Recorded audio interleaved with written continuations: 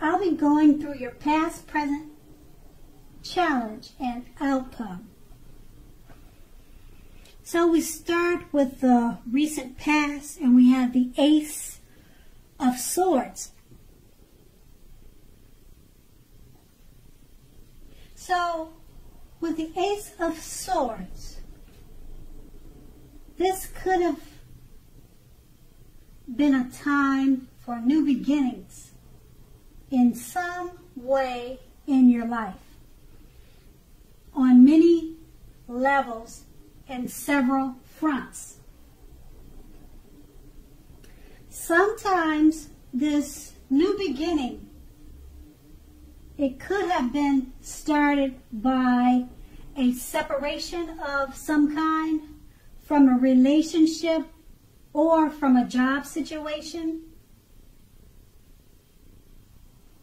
You knew that this anxiety producing such or as such a new beginning could have sometimes been, it could have sometimes been that underneath it all was good, beneficial energy that was to get you where you wanted to go.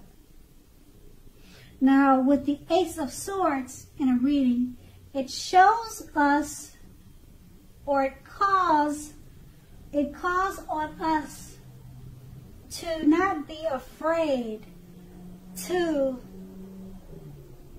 take a leap of faith if it's in our best interest. And we have this card paired with the Hierophant. Okay, with the Hierophant, it's very much about doing the right thing.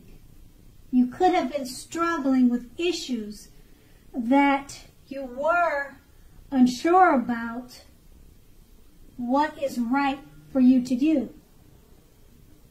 You knew that the answers were within you. You remember that the right thing is what is right for you also. This is also a card that is very much about spirituality. It could be from traditional religion to earth-centered spirituality and any other spiritual notions that you could have conceived of at that time. There could have been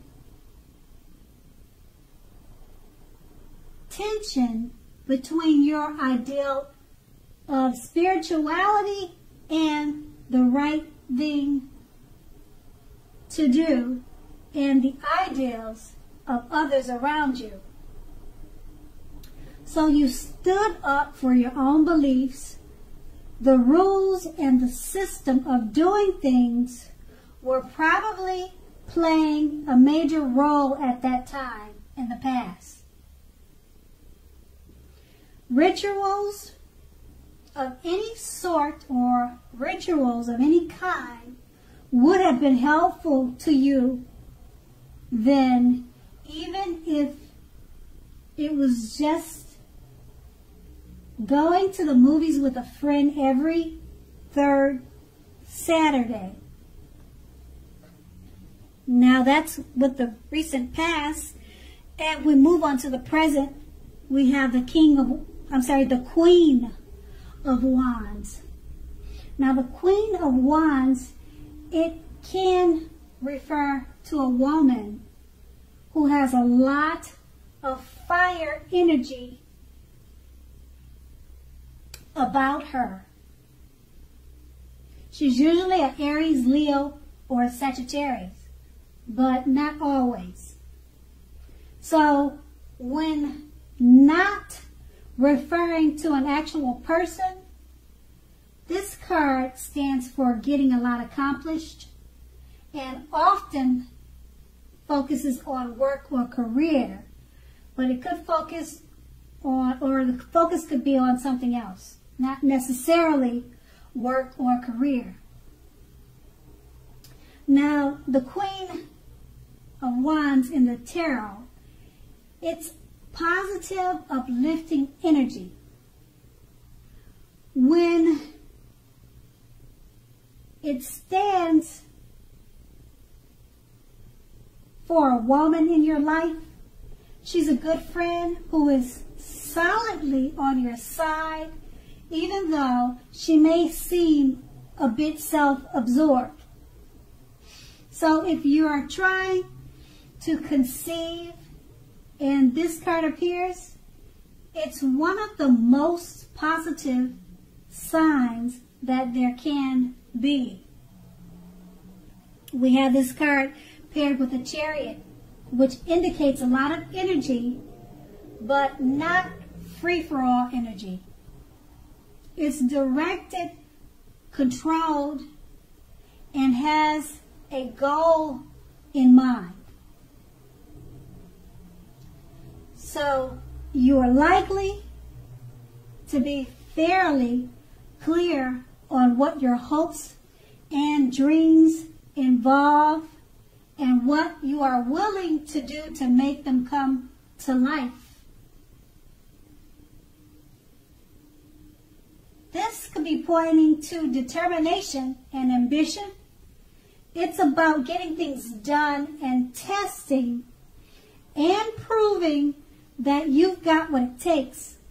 This is a sign that you should move forward with whatever you have in mind and in your heart and give it your best shot. Remember, though, that you need to use both your intellect and your heart in order to be truly successful. Okay, so with these two cards paired together, the Queen of Wands, it's about a female fiery energy that is in your life. It could be a good friend. And just know that this good friend or good female that you know, they're on your side, even if you think they're not. Because they could seem a bit self-absorbed. And because it's paired with the Chariot, you need to remember that you're going to need to use both intellect and your heart with this person in order to be truly successful with them or the matters or the situations in your life. And that's your present. And we move on to the challenge. We have the 8 of Swords.